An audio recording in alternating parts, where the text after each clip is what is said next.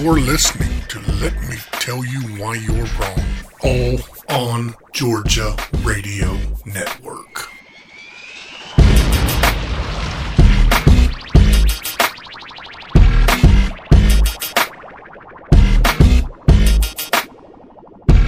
Welcome to episode 60 of the Let Me Tell You Why You're Wrong podcast.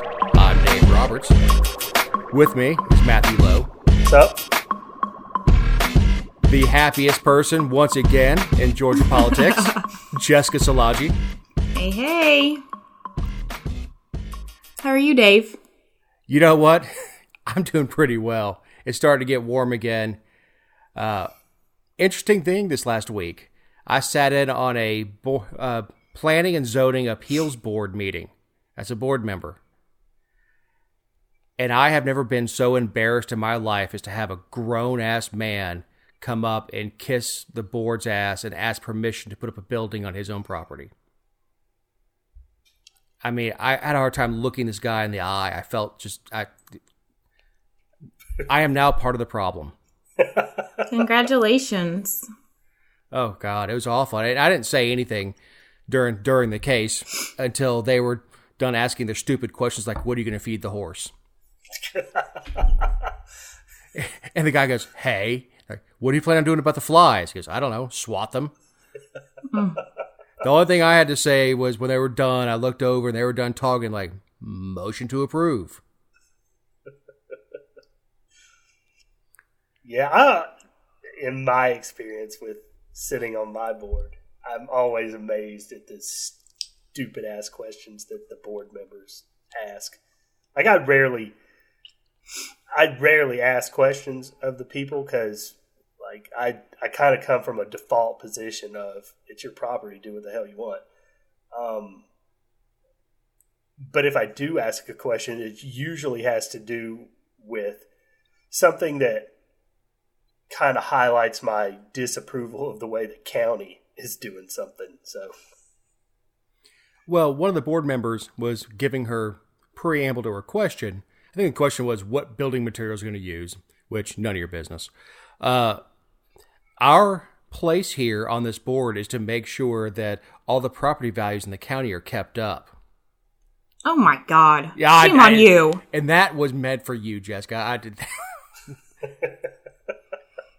Your voice came into my head as soon as she said that. I was kind of turned and looked. I could not believe she said that. I'm going to show up to when's your next meeting? It is quarterly as needed, which is the perfect board for me because it's like never. Mm-hmm. I'm going to wear a sandwich sign and ring a bell and protest outside of your meeting. Please do. No, they're public meetings. You can go in. Yeah. I know, but I can't ring my bell inside. There were as many police officers in there or marshals as there were people arguing.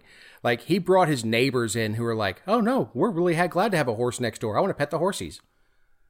Isn't that so sad that you have to do that? Look, this guy was a retired police chief.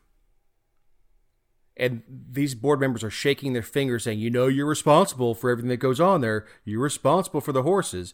You're responsible for feeding them. And he's like, yeah, I know. We've had these horses for 17 and 18 years. We're aware we have to feed them.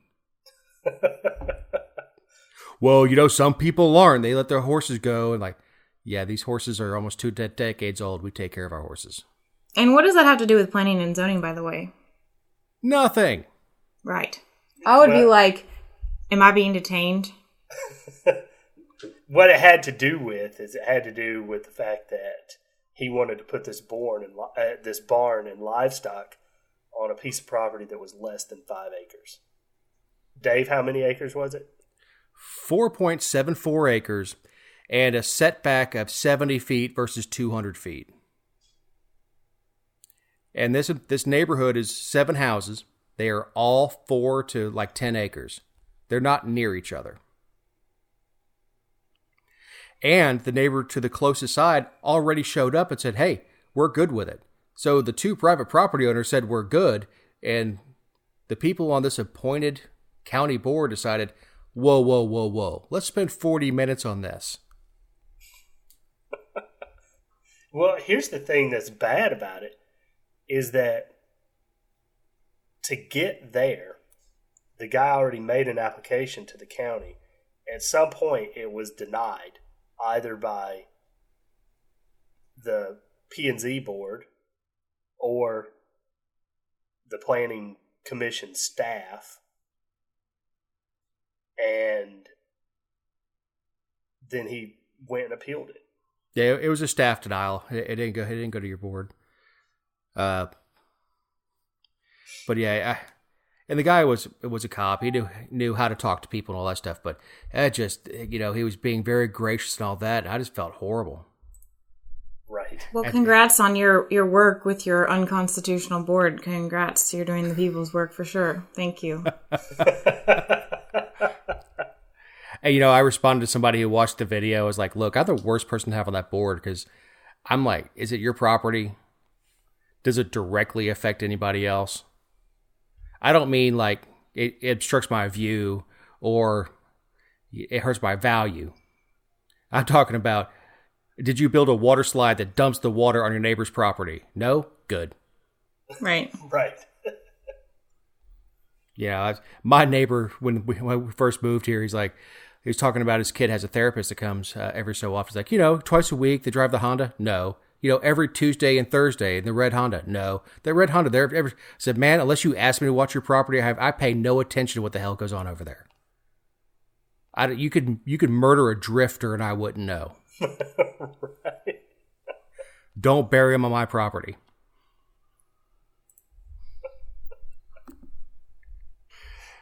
So now that better yet, bury him on your property and be like, I don't know what Dave did to that poor guy.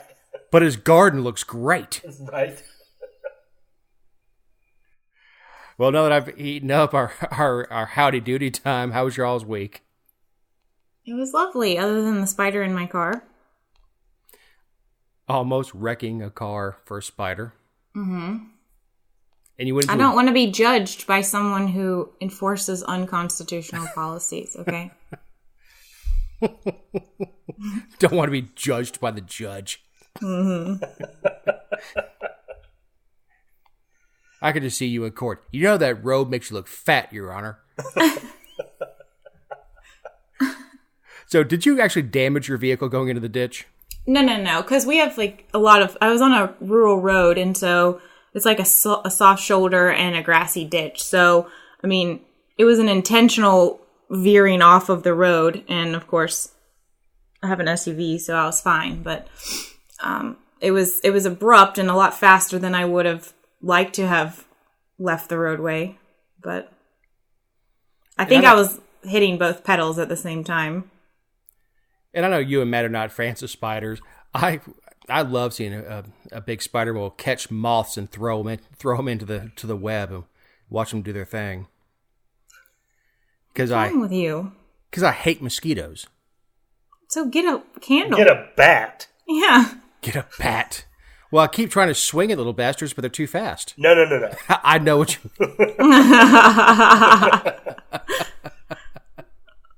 No. Matt thinks so little of my intelligence. Yeah, you idiot. No, I mean the winged rat. Right.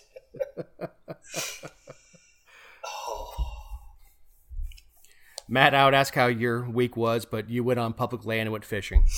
I did, man, and we wore them out too. That was a lot of fun when you're catching your limits by 10 a.m. So, no, I was my week was good. My weekend last weekend was really good down in Florida, fishing with my kid and my father-in-law. And then I've had a pretty busy work week. A lot of good things happening there, and then I'll end my week in Florida again. Except working. Yeah, well, it's more like working in finger quotes. Well, it is irresponsible of you to go to Fort Lauderdale and not go fishing. Right. I mean, that's where I'm from.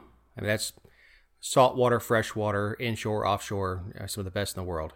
I didn't know that peacock bass were in the canals there. Like that's a thing for me. I'm like legitimately gonna be down there fishing now. Yeah, I mean they weren't there when I lived there, but they're in Miami. They're cichlids, And they were introduced to the ecosystem, but yeah, they can be caught in the canals. Right. But while you're down there, do not go fishing for hookers.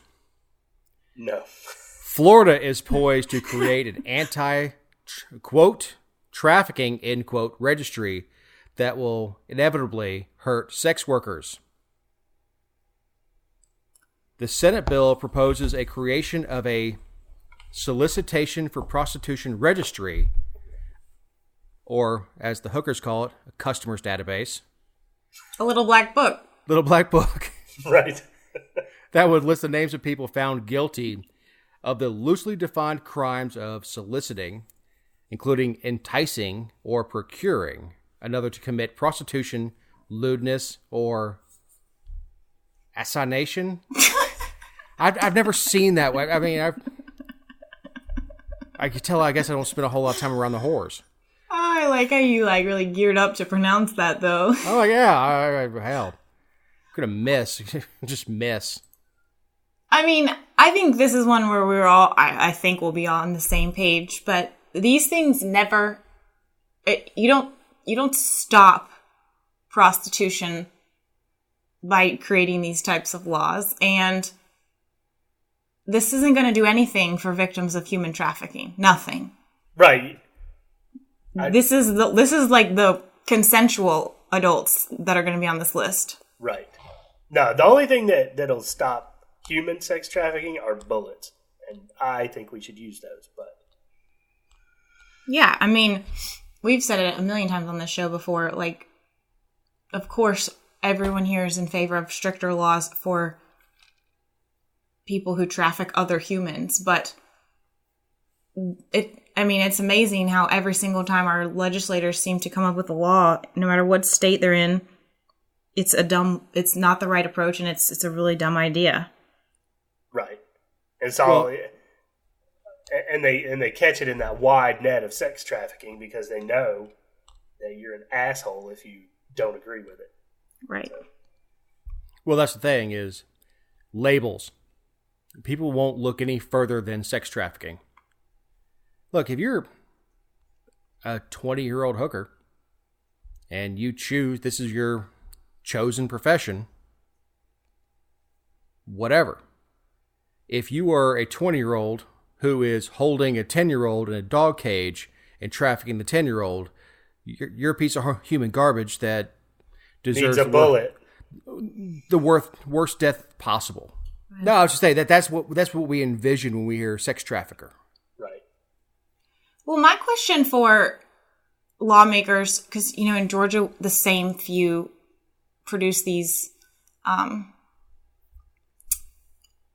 ideas over and over again, and yeah, not to undermine your point. Yeah, and Chuck Estration and Andy Welch, who thank God is leaving. But anyway, the question that I ask every single time is like, what more do you think that you can do other than making it illegal, which we have already done, like at the federal level and at the state level and at the local levels in every way. Like, what else do you really think you can do for an industry that it functions entirely behind the scenes? Prostitution oftentimes is literally out on the corner. Human trafficking is in hotels and on the internet and in back rooms of massage parlors. Like, it's not in the public eye. So what else do you really think you can do you're not making it more illegal. You're just limiting people who aren't breaking the law or who are consenting adults, and where there shouldn't be a law that can be broken. Right. That's the thing is, I've said it till I'm blue in the face. When you say sex trafficking and you say minors, we all picture the same thing. Mm-hmm. But there's also the 17-year-old runaway that has no education, that has a drug problem, and this is the one way to make money to feed the drug habit. Man, doesn't make it right. But to loop in, and I hate to say legitimate business, but a private transaction between consenting adults with sex slavery is disingenuous at best. Right. But I don't know, man. I guess I'm cynical. It's intentional. Like, they straight up, they're looping it in with that because they know they'll get it passed. Right. Of course. Because if you didn't, if you said, hey, we're going to put a fine on consenting adults, you'd be like, whoa, whoa, whoa. Yeah, I mean, where does, and I don't know if I said it on the show when we talked about some of the laws that were going on in Georgia. When you talk about sex for trade, is where's the difference between trading, money versus, a nice evening out? If that's the case, I've been guilty a bunch of times. Well, and sex workers maintain that things like this make their jobs more dangerous. Absolutely. Right. The internet, with sites like Craigslist and Backpage, eliminated the need for pimps.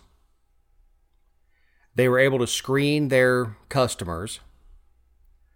And there are several stories that kind of went into it. It was, it made it so much safer because you could screen the person, you could check their background, you could do all sorts of stuff and find out this is who you're going to talk to in a private transaction, and you don't need a daddy. Right. I know I talk like I'm from the streets. No, it's like the whole lifestyle. It's an interesting thing. I used to have a Tumblr account specifically to follow a hooker out of the Cleveland area. She was, she never posted pictures of her face or her for that matter. But she would write stories about her customers that day. And I know she was a young 20-something female with a daughter that, and from what I could gather, I don't think she had a drug problem or anything like that, but it was very entertaining to read her stuff and all the funny stories and weird things people would ask her to do.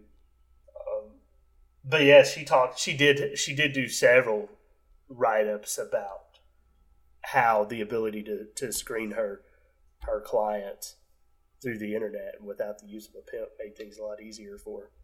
And safer. Right.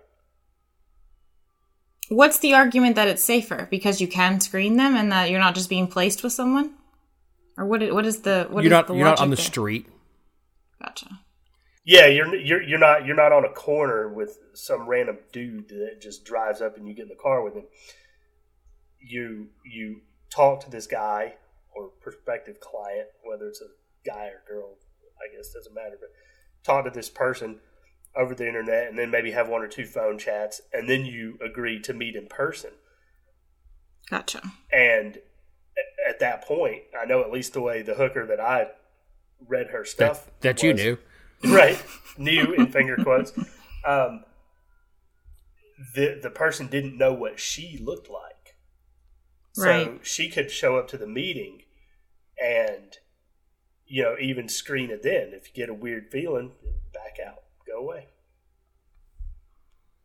Right. That makes sense. In fact, is I don't know if it even ranks up with the most dangerous professions. With what are they, linemen?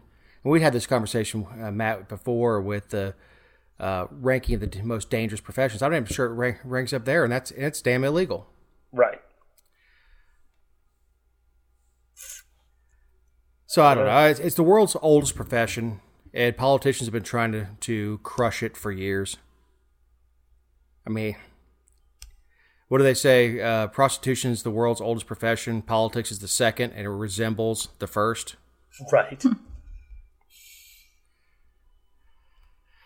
Texas Tech Medical School, under pressure from Education Department, will stop using race in admissions. This is happening 14 years after the department began investigating a complaint filed by an anti-affirmative action group, Center for Equal Opportunity.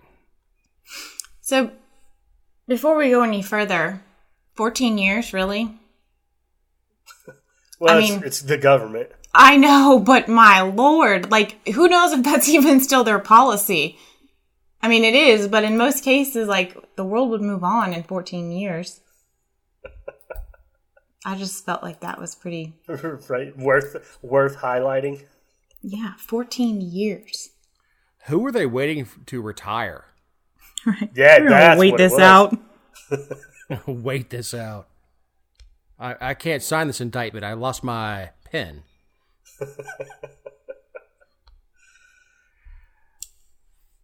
I mean, I'm opposed to affirmative action in general. I don't support the practice of it in any capacity, whether it be in the workplace or in education or anything. Well, of course, and certainly not government mandated. Right. Look, if you wanted to be a private institution and that's your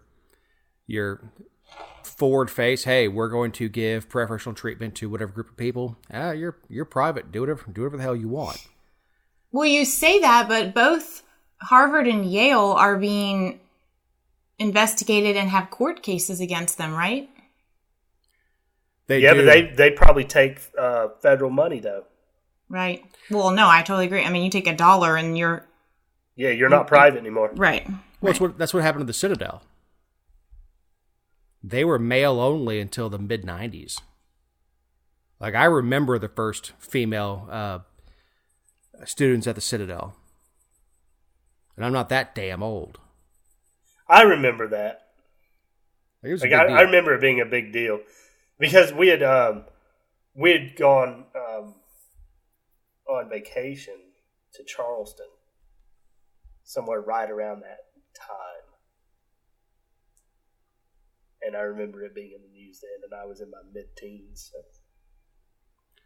Well, it's like Augusta when they were protesting Augusta not having any female members. They're like, well, we're just not going to patronize your sponsors for the Masters. They said, okay, we won't have any advertisers. Right, that was the best thing ever. Yeah, don't tell a bunch of billionaires and millionaires, oh, you won't get our money. Okay. But no, to bring this back onto track, this is a big deal. What was happening was qualified students were being held out of prestigious medical school because they were full on that particular minority. In the case of the story that Jessica, you sent out, it was Asian students said, well, we already have this box checked. We need to get some other people in here, regardless of your qualifications. And the last thing you want if you're going in from surgery is to find out that your doctor skated in because, well, that box wasn't checked yet. Right. We needed another white guy or whatever. I don't know. That's the whole thing. Well, you guys don't watch TV. There's a great commercial, and I can't remember what bank it is. And the guy's laying in a hospital bed. He says, have you worked with Dr. So-and-so before? She goes, yeah, he's okay. He goes, just okay. The guy walks in and goes, guess who just got reinstated? And the idea is just okay is not okay. And that's what I keep thinking of is like, you've got some guy who gets thrown into like pharmacy school because they were full up on his minority, and some dude skates in. Right. It's like that thing. What do you call the guy that graduated last in his class in medical school? Doctor. Oh, actually, we used to call him Captain. Captain Dave. Yep. The guy that didn't do so well in medical school and needs someone else to pay for it, Captain. But yeah, Harvard University, UNC, Chapel Hill are both facing court challenges, and this is totally outside of the Aunt Becky thing. Right. These are internal policies that, they're a decade and a half old. Hell, 10 years ago, we were supposed to be entering a post-racial society. Right. Yeah. I don't think that's going very well. It was. Yeah. Says the white guy. Everything seems fine.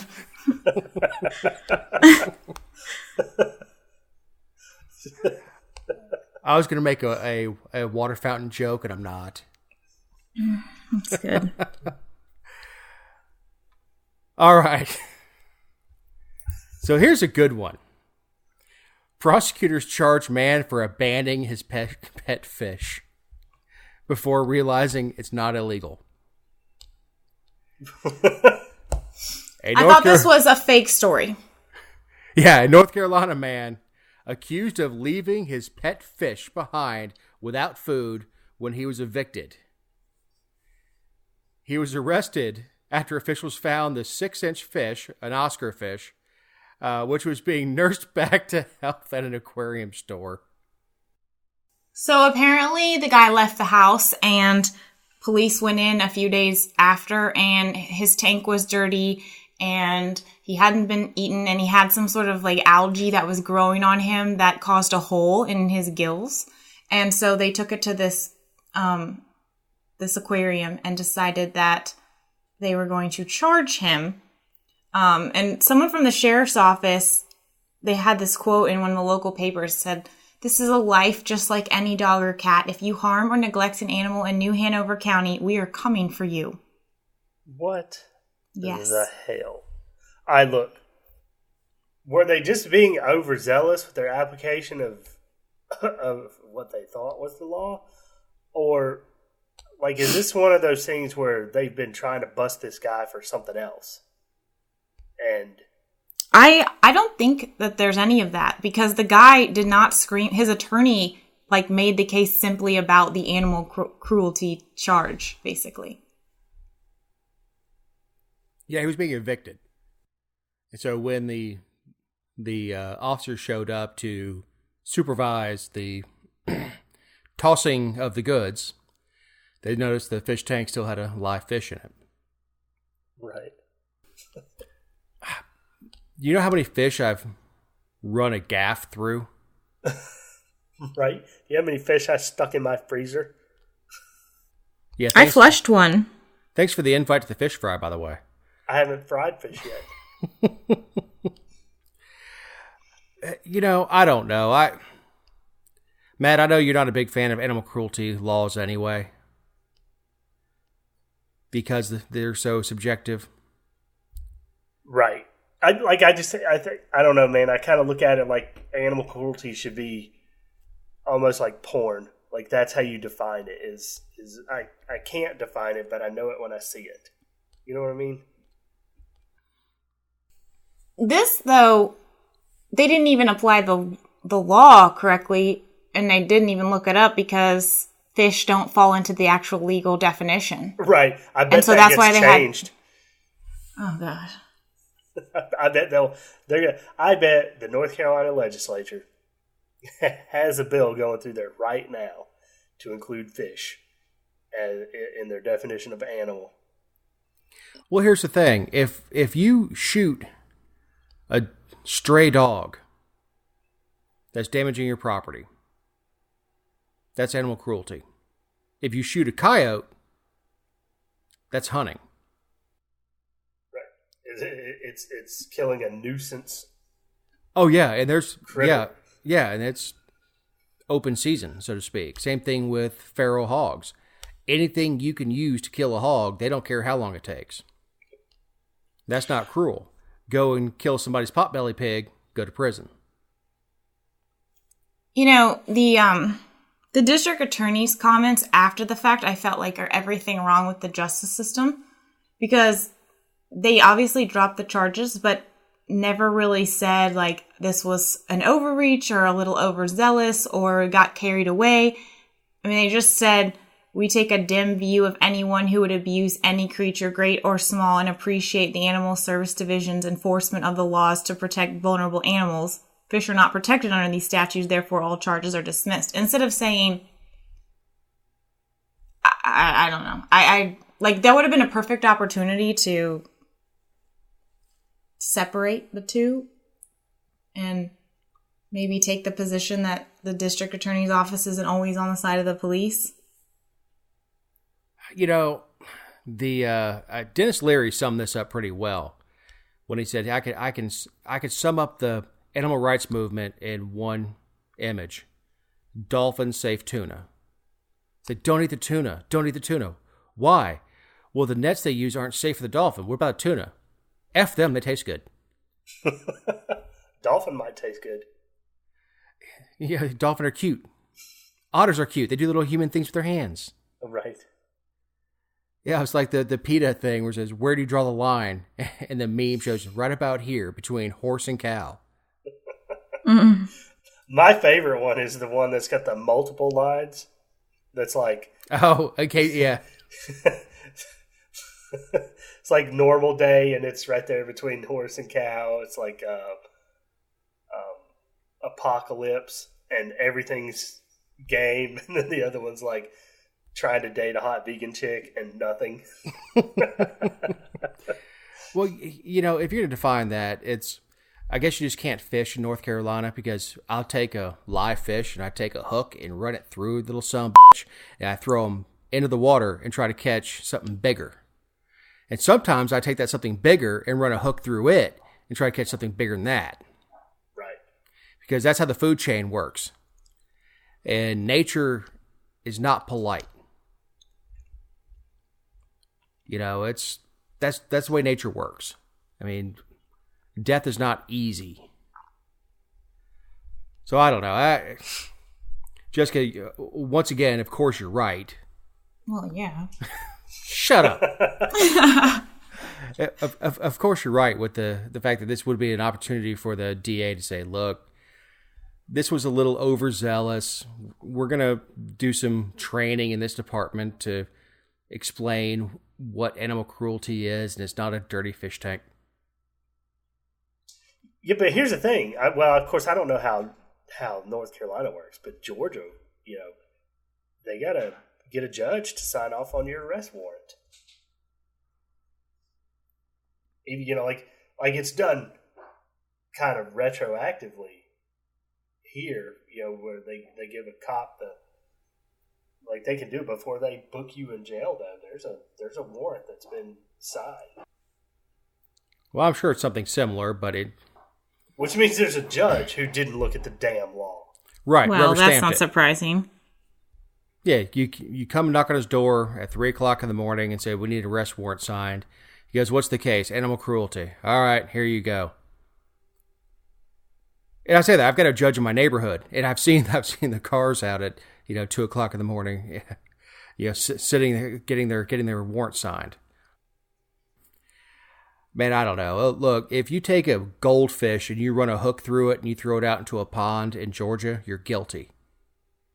You're guilty of introducing an invasive species, not of hurting the damn goldfish. Right. Well, one more we've beat to death. Last week we got the news that Julian Assange... Did I pronounce that one right? Sure. Or is it Julian Assange? Best thing about watching Jeopardy is if you say anything French, Alex corrects you because he's Canadian. So, Julian Assange was taken into custody, and the United States is attempting extradition. Did I finally say something funny to you? It's been a while. I think it's been since like episode 30. My episode 1? Right. I just hope that you use that accent every time you reference him for the rest of the discussion. Well, for those who have forgotten, Brad Manning sent his classified information to Julian Assange, who was the owner, or is the owner, of WikiLeaks.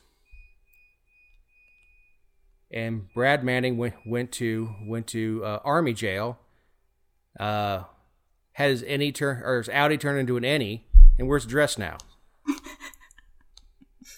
But I will not call him Chelsea. So there's so many things about this that are upsetting. First, he looks awful. Like when those pictures of him getting pulled out of the embassy, he looks terrible. Well, he's lived in there for 7 years. Oh, you don't have a razor? No, he looks like he smells awful. Yeah.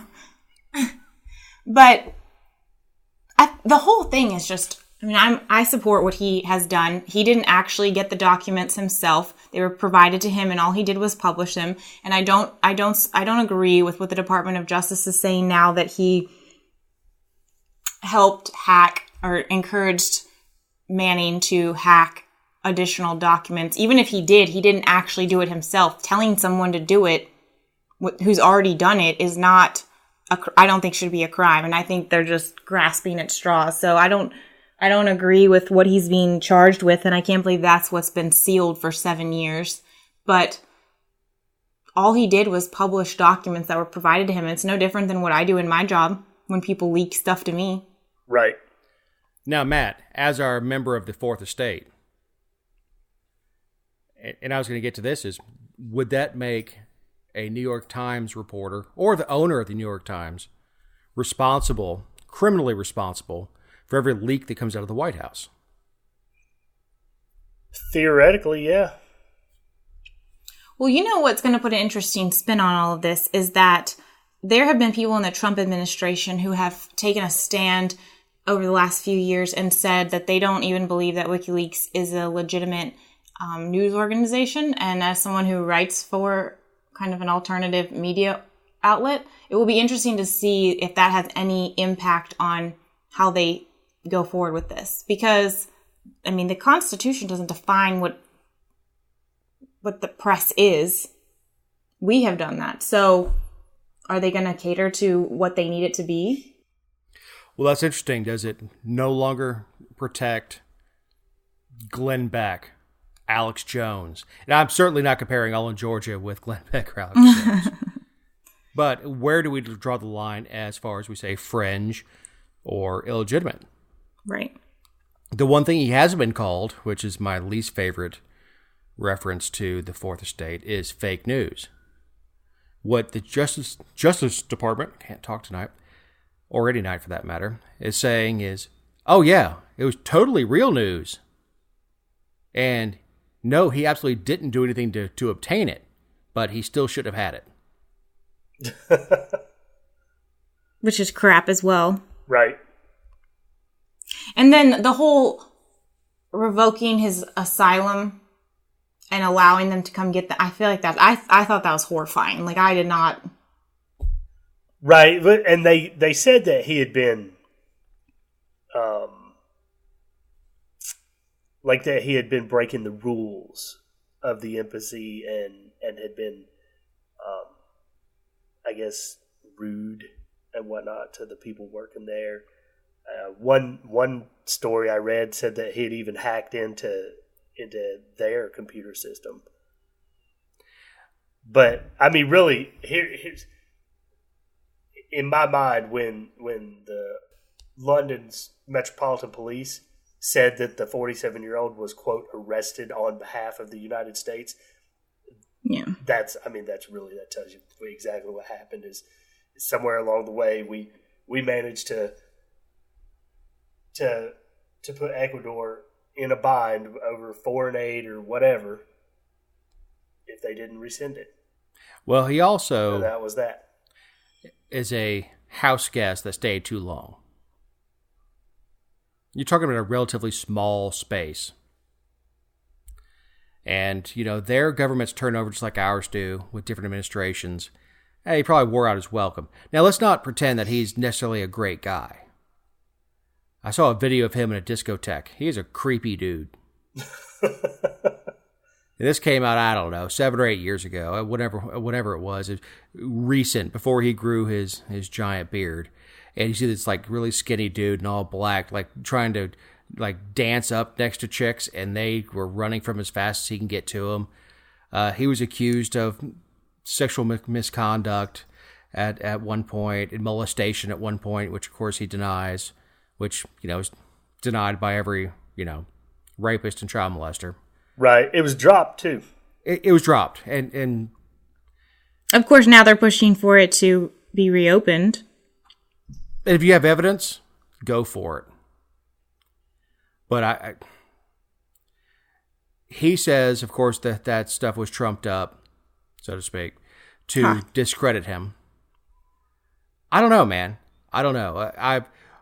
When Manning exposed the domestic surveillance, he was a hero. When he exposed foreign intelligence, he was a criminal. Because one of those things is constitutional and one is not. So he's like everybody else. I mean, he's gonna be part, part scumbag, and part of it's gonna be right. Nobody rides a white horse and nobody wears a black hat. There's a blend to everybody, and you don't have to like Assange personally to say that what he did probably is not worthy of having him ripped out of a country, extradited, and sent back to face trial. Right. Now, what's interesting is, had he actually molested or raped somebody here, would they go through so much trouble to find him? I don't know. If there was an actual victim. I'm also not a fan of Trump being all over the place on this. First he was saying it was disgraceful and they should get the death penalty. And then he said he loves it. And now he has said no idea what it is. And it's not his thing. All over the course of a 9-year period. I don't like that. It's untrustworthy. Right. You mean like he said about guns when he wrote The Way Things Ought to Be, and he said that there should be a waiting period to buy a firearm, and that I believe something to the effect of assault weapons have no place in the hands of individual citizens. Take the guns first, worry about the Constitution later. Didn't he say that? I'm paraphrasing, of course. Something to that effect. And then, of course, he evolved on that issue, promising to lock Hillary up, and then after that, not. Dropping the whole Benghazi thing and the whole server thing, which that may be him not wanting to die. Right. Suicide by Hillary. Yeah, ask Vince Foster and his, creating foster kids for that one.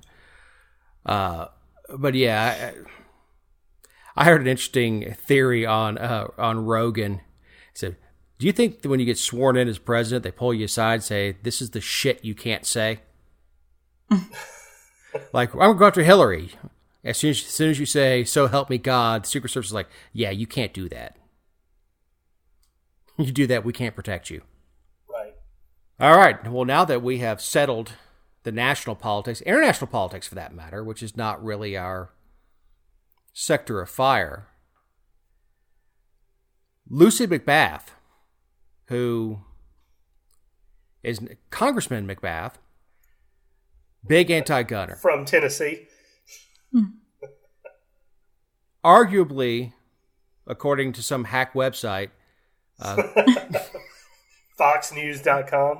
FoxNews.com ran the story that the Georgia Republicans were trolling her with the best thing ever. And it was like a bottle of Tennessee whiskey and all this stuff. It was a really good post, a meme they made for Lucy McBath, who, as reported by our own Jessica Szilagyi, has been denied by Cobb County her homestead exemption because she does not qualify as a Georgia resident. Right. They revoked the 16, 17, and 18 tax years, and they would have revoked 15, but you can't go back that far under state law. So, I mean, the woman, even in the year she was running for office in the state of Georgia, didn't meet the permanent residency requirements in the only county which she has had any type of residency. Now, is there a requirement in Georgia or? No. So you do not have to. You could run for Congress in Alabama or Alaska, but once you get elected, you're required to live in the state. You don't have to live in the district, but you have to live in the state you represent. Interesting. Yes. I did not know that I thought you had to live in your district after you were elected, but it's just the state. I guess it's common. Like Maxine Waters doesn't live in her district either. There's a couple others, but at least be honest about it. Right. That's.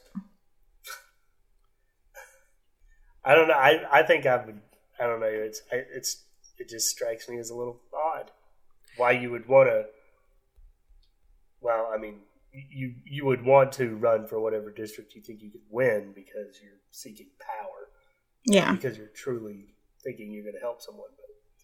Especially when you're a one-trick pony like Lucy Macbeth and your only issue is guns. Right. So you're going to pick Georgia to do that in. That was stupid. No, it wasn't stupid. She won. But she rode the wave, the blue wave. She rode the wave, but she also went after a candidate that had just won a hard-fought, very closely contested, with another person who did live in district. Mm-hmm. It's hard to get a 1 year, win a seat 1 year and immediately have to run for re-election. People just get tired of seeing your name. Right. And there was. That race had like $1 billion thrown in it or something ridiculous. It was one of the most expensive. First of all, it was national news, the entire special election, which is crazy. And it had more money than, I think it was one of the most expensive House races in history. Right. Well, the other thing to remember for either party or any party is don't celebrate too hard. They went from the penthouse to the poorhouse real quick on that one. Is they celebrated so hard, but look, we turned back all this Hollywood money, and it was John Ossoff. They ran out of town. He was living down in Emory and running up in Cobb County. And, right. And celebrating Karen Handel, what a great job she did running the campaign, and then 12 months later, she's packing her bags. I hope she didn't sign a long-term lease on her apartment in D.C. But I really think there was a candidate fatigue in there. Just tired of seeing it. It really was. It was 4 years of campaigning for a seat. It seemed like anyway. Mm-hmm. Non-stop campaigning. No, for sure, I think that there were so many things that were working in Macbeth's favor and not enough in Karen Handel's. And unfortunately, whether you're a Republican or a Democrat, unfortunately, I would not want someone who doesn't live in the state representing me in Congress. they all suck and they're not really doing, but come on. So that wasn't even an issue because that's how many other factors were, because Karen Handel brought it up during the election and it went almost ignored. Right. And here's the thing. Well, before the election, had she actually moved to Georgia, and I put air quotes around moved to Georgia, it would have been fine. That's my understanding goes. At this point, if her actual residency is in Tennessee, she's breaking the law. Right. Well, and, because the 2019 tax year, we won't know what her residency status is until next year, which is the election year. If everything's on the up and up, don't release your tax returns, because I'm not an advocate for that. But just show us some proof of where you filed your tax returns this year. Let me see your damn driver's license. Yeah, or your voter registration card, because she was registered to vote in Tennessee last year too. Anything, just show something. Well, I guarantee she'll have a Georgia ID and Georgia voter registration card before the next election. They're already trying to figure out how to predate that. Mm-hmm. And the reason I bring this up is our very own All on Georgia was quoted in the very last sentence on the Fox News story on the big Fox News site, talking about the gift basket that was sent to Lucy Macbeth of the Tennessee whiskey. But it would have been way funnier if they sent her a gift card to Adventure Outdoors or something. That makes me a horrible human being. But I was kind of disappointed to see they did not mention the author. Well, it's okay. They link to it, and they didn't call me a blogger, which all the other places do. And I was excited because they didn't link a story that was a sensationalized story. It was actually a legitimate investigative piece that I did, on her taxes and her homestead exemption and everything. And so, like, it was a real story and not something that fits someone's narrative. So it was exciting. So the odd real story that you post? Yeah. Yeah, that was pretty self-defaming. I mean, that was very humble. Mm-hmm. No, it was good. I thought it was. I would have rather seen the story inverted to say at the top to say all on Georgia reported, and then go into the funny part of it. But that's not what sells headlines. Right. So when the Trump administration comes after illegitimate news sources, they won't come after you because you've been quoted on Fox News. It depends on who's behind that panel, Andy Welch. Oh God, yeah, we don't have time to get into that. No, I don't know how I forgot that, but we'll talk about that, the Ethics Journal panel next week. I'll have some more information. Yeah, and we've got time to unpack that, but yeah, that's going to be an interesting one, and that would be an interesting thing to tie into the Assange thing with the press stuff. That's my bad. We were bouncing stuff back and forth. We could have brought that up, but I think it's going to take more time to unpack that one because it hits home a little harder for some of us here. Well, and I've been collecting all of the opposition. So I'd really like to run through all the people who are condemning the sponsors of the bill and who think they're complete idiots. Well, since you don't have to be anywhere tomorrow, just go ahead and compile all that information for us and get it ready for next week's show. Okay, sounds great. The legislature's not in session. She doesn't have anything to do. Right. Not a thing. I'm basically not even working. Send both the dogs to grandma's and go to Fort Lauderdale with Matt. You gotta start rumors now. Oh, dude, she could do way better. I just met the same location. Terrible. That's true. These have been our opinions, except for that last one. Except for the last one. The last one is pretty much everyone's opinion. These have been our opinions, not necessarily those of All on Georgia. However, if you like our opinions, or at least like hearing about them, please rate us on social media or on the platform you're listening to us right now on, and give us all the stars, 5 stars, all the way to the right. And interact with us on social media and tell us what you'd like to hear. If there's stories that pop up that you'd like to hear us discuss, break down, lampoon, let us know. Moving into closing thoughts. Matt, is there anything we left on the field?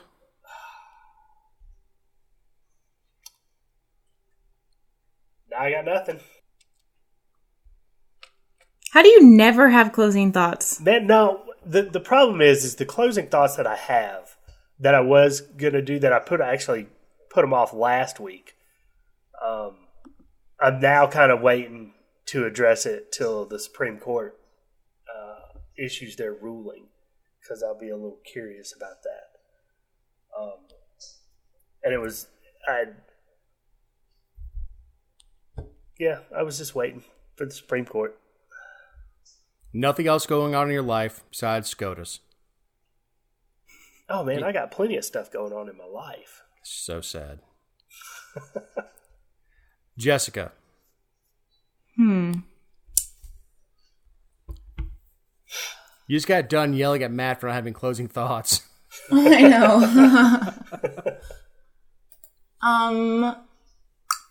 You go first. I'll have something in a minute. Call your congressman. Tell him to fully fund LWCF. There you go. No. No. Yes. Thank God. Summer is on its way. I need summer to be over. You shut your filthy whore mouth. Why do you hate summer? Why do you hate me? Because it's April, and it's as we record this, it is well into the evening. And I'm sitting in my house and I'm sweating because I have a small hiccup with my HVAC. You did not call me.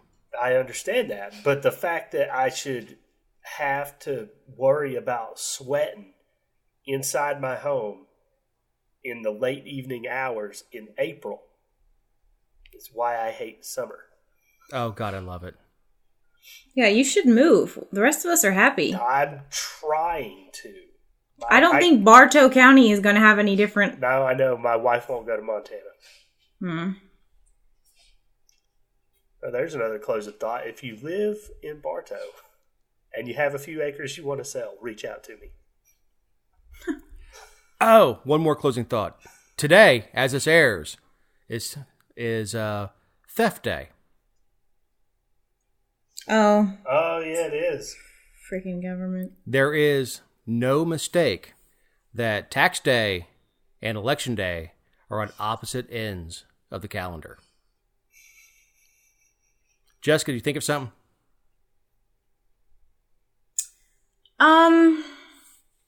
I just want to refute everything Matt has said in the last 2.5 minutes. Refute everything I've said? Yeah, I like summer. I'm not supporting the LWCF. Why? Because I don't want to. What is it? Land Wild Conservation Fund or something. Good Lord, you don't even know. The Losers Conservation Fund. It's not even tax dollars. I don't care. You hate the kids. That's fine.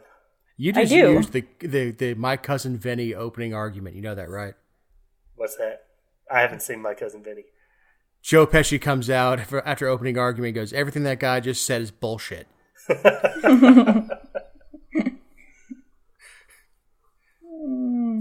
Oh, God. I can't believe I'm the only person with pop culture references here. And I mean, I've seen the movie. I have it on VHS.